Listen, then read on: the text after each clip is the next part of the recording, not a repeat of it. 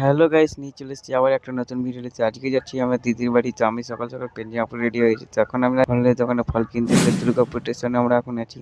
তো আমরা এখন লিফটে চেপে যাবো এখন 2 নম্বর প্ল্যাটফর্মে। তো আমাদেরকে এখন যেতে হবে পান্ডাবা স্টেশনে। তো আমি এখন লিফটে করে নামি। তো আমরা দেখতে পাচ্ছেন, তো আমরা এখন লিফটে করে নামবো। তো ঘরের লিফটে দেখতে আর এদিকে আমাদের আধ ঘন্টা থাকার পর আমাদের এদিকে ট্রেন চলে আসে। যারা যারা দুর্গাপুরে এই লিফটে চেপেছেন তাদেরকে বলেছি কমেন্টে হাই লিখা পাঠিয়ে দিবে।